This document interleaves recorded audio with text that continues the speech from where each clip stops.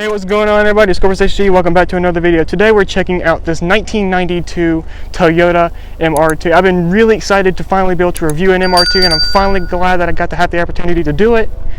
So anyway guys, let's go and get started with the review. This car is finished off in aquamarine pearl, and I must say this is probably my new favorite color on any car. The car is powered by a 2.2 liter 4-cylinder with 200 horsepower and 210 pound-feet of torque, and actually this engine is most commonly found from the Camry and the Celica from the time. The car has a curb weight of 2,599 pounds, which is 1,178 kilograms. The car has a length of 164.2 inches, a height of 48.8, and a width of 67.3 inches, with a ground clearance of 5.3 inches. The car has a fuel capacity of 14.3 gallons, with fuel economy being 19 in the city and 26 out of the highway. So there are some pretty cool aspects about this car. One, this car does have the pop-up headlights, the very famous pop-up headlights. Speaking of the lights, I'll go ahead and show B-rolls of all the lights popping up right now. Right here we got the daytime running lights. Right here, the regular headlights are not really popped up too well, so here's the pop-up headlights, which are also the brights. Then of course, right here we got the brake lights, and then of course, this is a manual, so go ahead and pop it into reverse by going all the way to the right and then down. And then of course there's the reverse lights right here. One thing I like about this car as well is look at these rims. These look just like the rims that are on the Mark III Super, and they're silver, and it looks really, really good with the aquamarine pearl flake in the paint. It looks really, really cool. Another very interesting thing is how large these exhaust pipes are. These are just the tips. They are smaller towards the back, as you guys can see as I pan through there, and they do sound really, really good too. Take a listen.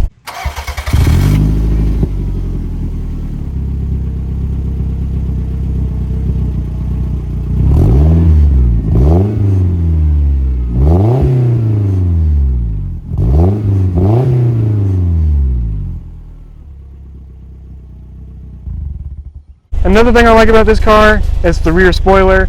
The thing is, I like to call it a wing. It ain't a wing, but I think I like that term better.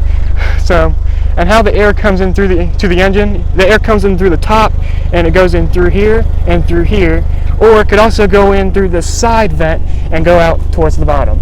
And another thing I like about this car is this tiny little antenna. This antenna is actually from the Honda S2000. It's a really cool mod that the owner told me he put on it. Actually, probably my favorite part of this whole entire car, apart from the pop-up headlights, is this rear window.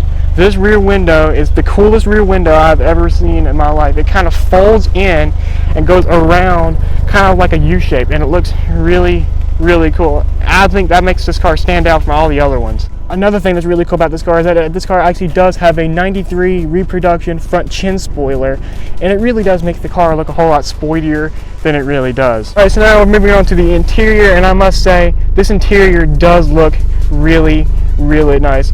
This is kind of like what you would expect from a car from this time. From this car's time, this car's interior would have been really futuristic. Talking about the shifter, so the shifter does look really, really good. I love the bulb that's on top of it. It looks really, really cool. And the shifting is really easy to use. The clutch is not too heavy, and I love the flake.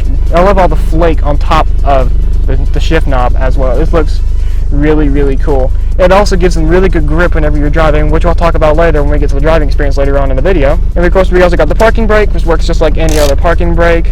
And of course, here we've got the climate controls. Now, they work just like in any other car. Adjust this dial to the bottom left, and that right there controls the fan speed.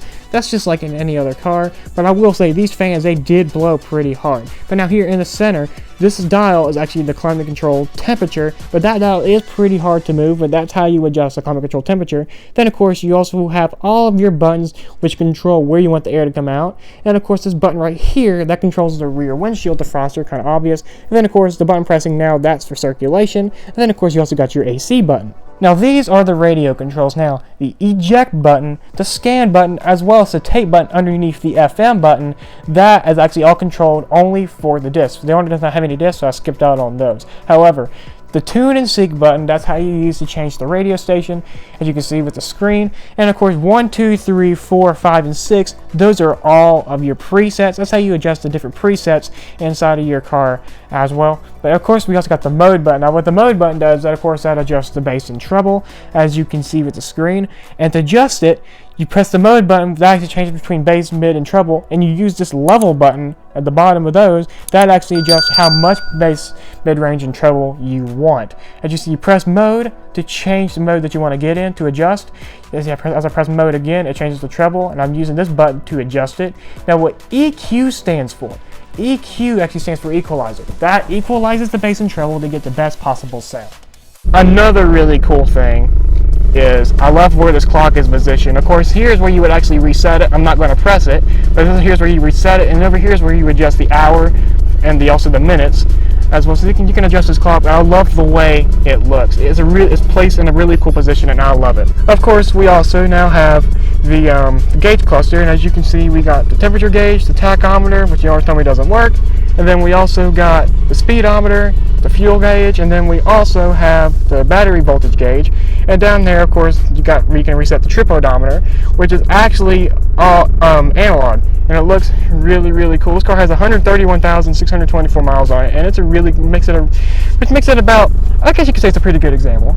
It's not that bad. That's not that high. That's not too high mileage. And of course, I actually reset the trip odometer when I was actually filming the review. The horn does not work, so I won't be going over the horn. Now, of course, this car does have pop-up headlights, and how they work is actually really cool.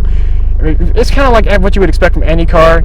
All I would simply do is just simply turn this dial all the way up to the right, and of course, the pop-up headlights will then pop up, as you can see. And they all look really cool. You guys have already seen what it looks like from the front end, and they do look really cool. And of course, you can put them right back down the same way. Just do the whole process in reverse. Turn signals, they're just like any other turn signals. And of course, the windshield wipers, they work just like any other windshield wiper. And they do look really cool, I must say. And of course, over here we got the hazard light button, which I love how it's right next to the steering column. It looks really cool. Of course, you also got your door controls, you got your mirror controls, which I'm popping up as a BR right now. As you can see, it works just like normal. You turn this switch over to the left side. That's how you adjust the left mirror. And of course, you turn it over to the right, and that's how you adjust the right mirror, just like any other mirror controls. Of course, you also got the door locks as well, or you can also do the door locks from on the right next to the door handle as well. And you also got the window locks. The thing is that the window locks only controls passenger side, not the driver's side. See, if I try to move up the passenger side, it doesn't work because the window lock is on. However, the driver's side one does work. And of course, after you turn off the window locks, you can then roll up the left side or the passenger side window. Looks really, really cool. Now talking about storage, this car does have plenty of storage spaces inside of this car. One of them is very interesting that I've never seen before, which I'll get to that here in just a few minutes. So, of course, you also got a little pocket right here you can store stuff. And the owner told me he uses this as like a junk drawer or something, but what this really is an ashtray. But the owner told me he uses this as like a little junk drawer. And of course, you also got your glove box as well, which looks just like any other glove box from its time. You also got some door panel storage as well. You got a big pocket right here, and you also got one right behind the door controls as well. You got a little pocket right here you can store some stuff. And you also got one on the other side as well. Here's the cool one though.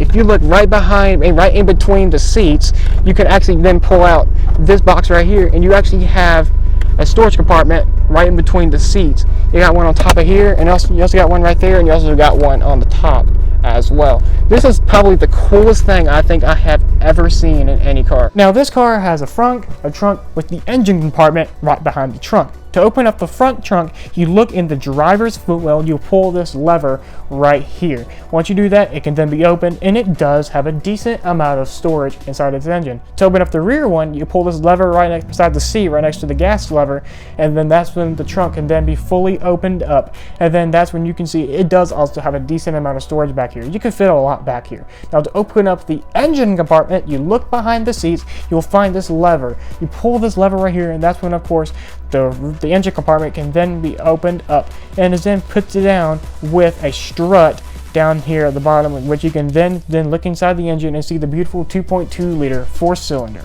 And if you scroll and look around at this side of this car, you will not find a single cup holder. That is because this car does not have one. That's kind of interesting. This car is not a car that you would want to really have a beverage in. This car is the car that you want to get in only whenever you want to go have fun. This is not the car you want to take to the drive-thru. Well, if you want to go get food, I guess, or if you want to hold the drink in your hand, but I wouldn't risk it.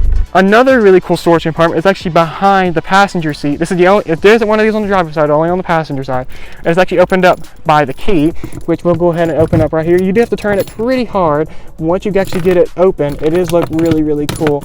And there we go, we got it opened up, and there you go. You have a little, I guess you could say rather sized storage compartment back here. But the thing is, it's only on the passenger seat. It's only behind the passenger seat, not behind the driver's seat. And I love how this one's actually able to be locked. Now this car is a T-top, like my car. How to take it off, there's a tab right above the handle. You pull that tab over to the right, and then while you have that tab over to the right, pull over the handle, and then of course the T-top can be removed. And then the T-top can be safely stored right behind the seat, which it can actually be buckled in as well to keep it locked in place. And that is how you remove the T-tops from the Toyota MR2. And so that's the Toyota MR2. So now it's time to get it out on the road and see how it drives. So we're going to do the drive a certain way. So first the owner is going to take me for a ride, and then after that we're going to switch over somewhere, then I'm going to have the chance to drive it. Which I've never been so excited to drive a car before. Alright, so now we're getting a ride in the Toyota MR2, and I must say, so far, I mean, I've only ridden in it so far for like 5 seconds, but it's not too bad so far. I love how loud the exhaust is.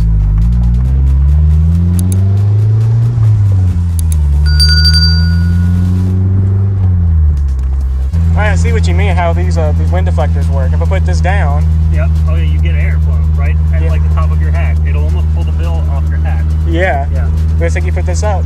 Yep. It's nothing. There's nothing at all. That's so cool. I also love how loud it is. You can hear that rumble. It's so loud. I love that exhaust you put on it. It's incredible.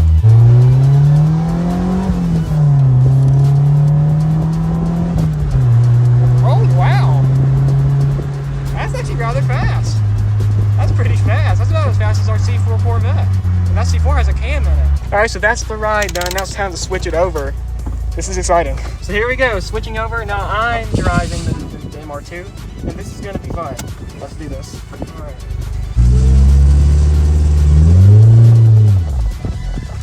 It's been a while. I gotta stall it. Yeah, you stalled it. Wait, there you go. Okay. At least I think I'm doing pretty good, even though since I haven't done it, and yeah, God knows how long. If it looks like I do not know what I'm doing, and trust me, I knew what I was doing. It has just been 3 or 4 months at the time I recorded this video since I last drove a manual. So I had to get a few minutes to actually be able to get fully used to the car. That's why I started in a parking lot, so I can be able to easily get used to the car and be able to fully get used to driving a manual transmission. The only issue I had was rev matching. I forgot exactly how much you had to press down the throttle in order to rev match, because all the other ones I had, they were very light throttles and they were very, very easy to rev match because the throttle was very easy. But once I got used to it, I did not drive nearly as bad as I thought I did, as you guys will see later on.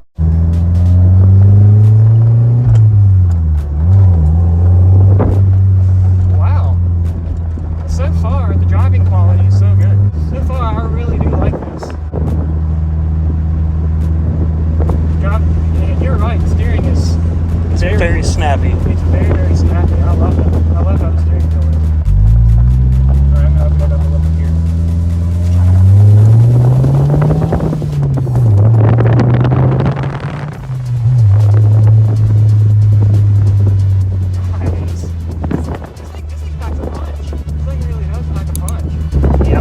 Hard, it's still just a Camry motor. Yeah. The fact that I haven't driven a manual in about 3 or 4 months, I think I'm actually doing much better than I thought I would. To be honest with you, I was thinking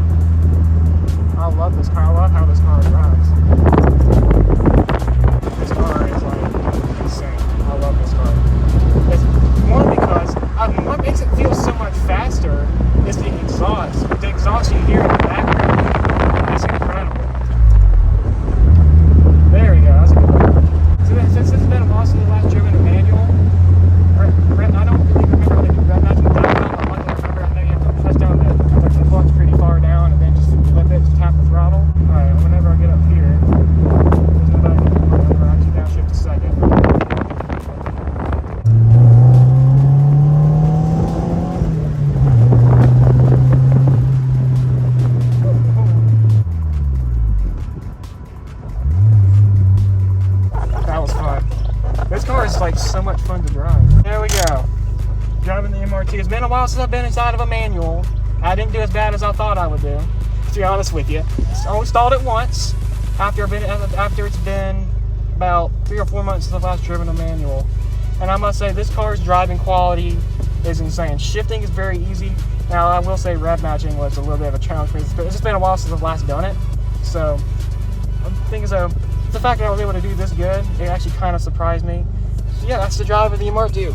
And so that is the Toyota MR2, and I must say this car was absolutely a blast to drive. Such a loud car to get back inside of, and be able to finally get to drive a manual again after about 3 or 4 months. That was absolutely a blast.